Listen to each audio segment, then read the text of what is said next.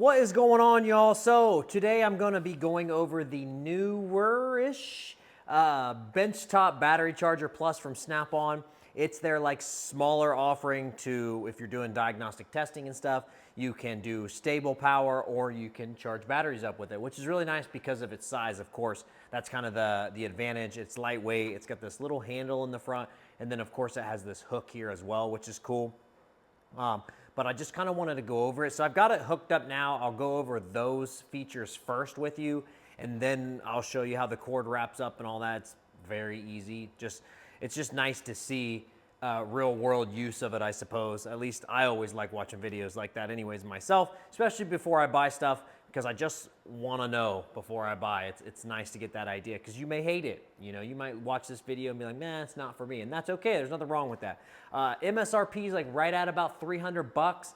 I'm sure they'll run promos and stuff on it, and that's different areas and dealers and all of that stuff. So I'll have the link in the description to Snap-on's website, and I will also have the pricing in there as well. It does do AGM batteries, your standard batteries, and then it does lithium batteries as well. It'll go from 12, 8, and 6 volts, so you can change that. I'm gonna get you closer to the camera so you can see it. It'll also do 2, 15, and 30 amps, and then you can have charge or stable power mode. I'm sorry, I'm in charge mode, so you can switch it to stable power, which is a constant 30 amps.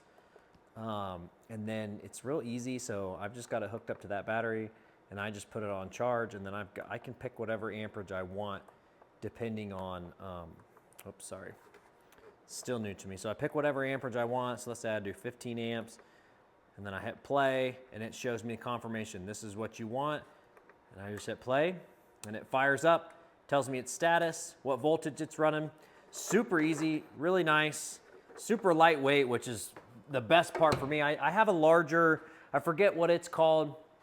It's like their larger roll-around charger and power source for when I'm doing programming and stuff, because it does like 90 amps. This obviously only goes up to 30 amps, so you're not going to be doing programming with it, or at least I wouldn't. You can run into some problems and have some issues and fry PCMs and whatnot. So anyways, the cables are super nice and long, which is great. As you can see, they literally have tons of reach. So, I mean, you're not gonna need that much reach in most cases, especially if you're just hanging it from the hood, but you never know. They're like a steel construction with like a coating on them. I'm not sure what the exact metal is, but they have some sort of like coating on top of them. The jaws open up really wide, which I like, but they're not like huge clamps, because that's an issue I run into a lot with jump packs, battery starters, battery chargers, stuff like that. Is they're usually either the jaws won't open up wide enough or the clamps are too big, so then you run into spaces where you can't fit the jaws and stuff. So they fit on this one really nice. This has an aftermarket positive one. Fits on there perfectly nice. And same thing with the negative, and it's just the factory one, so I wouldn't expect it to have any issues there. And when you pull it off, it automatically goes to standby mode, which is cool. So I'll turn that off.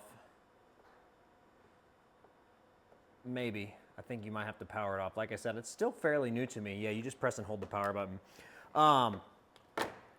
By the way, I'm really bad at this because, you know, I don't know, whatever. If you like this type of content, please feel free to like, subscribe, and share. It really does help. I know you're probably sick and tired of hearing that watching YouTube videos, but it does help, and there's a reason why. And sometimes we just help. We need to remind people, because sometimes I'll be watching a video and I'm like, oh, I'm not subscribed. I didn't even realize this. So it does help, because obviously it helps us gain more followers, which hopefully helps get to the point where we can start making some revenue and buy more stuff and do more videos. So I want to keep my content as authentic as humanly possible. And the only way I can do that is if I create revenue from places like YouTube and Reels and stuff, so I can buy content versus companies pay me to do stuff. Then you feel like you have to say things that you really normally wouldn't. So anyways, that's why I'm trying to do it this way. And so far it's worked out. So the cables are fully field serviceable, which is really cool. So you can just unplug it and replace the cable, which is super nice. I hate it when they integrate stuff like that, and then you have to send it in for repair. Same thing with your power cable. Plugs right in, which is super nice. The power cable's not too long, but you're gonna run that on an extension cord most of the time. And honestly, if they made it probably longer, they probably wouldn't be able to fit the entire cable inside of the charger, or they'd have to redesign it. I'm sure there was a reason. So you can see how easy, whoops, I got my cable stuck down here in the engine. You guys get to see it for how it is here in the shop, no editing. And then you just run this around. And actually, those are probably supposed to, I think those go down a little bit further. Like I said, yeah, see, this isn't tight enough.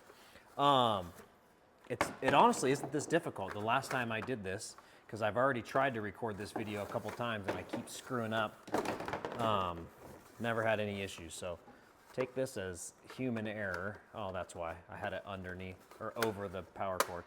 And then those just sit in there like that, and that's it. It's honestly fairly simple, super lightweight. When you're not trying to record a video and doing it regularly, you won't screw up, so, or most likely you won't anyways.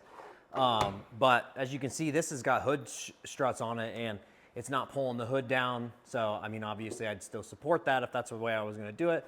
But if you don't want that, you know, you just throw it down, throw it up there. It's nice and small. It works out really well. So anyways, if you guys have any questions, feel free to throw them down in the comments. I try to do update videos, like 6-month, 1-year updates, just to keep everybody updated on how I'm liking stuff. If you're watching this and it's a few months down the road, feel free to throw a comment down below and just let me know, you know, or ask me if, you know, what I think of it. Do I still like it? Am I still using it? I'm always happy to answer those comments as much as I can. Any questions you have, I'll try to do my best. I try to keep up on all that stuff. And for now I can, because, you know, I don't have a ton of followers and I don't get in a massive amount of questions. So I try to jump in there and answer them any way I can and help you guys out. If there's ever anything you want me to review or something you have questions about, I have tons of tools, and I love doing this kind of stuff. So feel free to throw it out and I'll do the best I can. Appreciate you watching. See ya.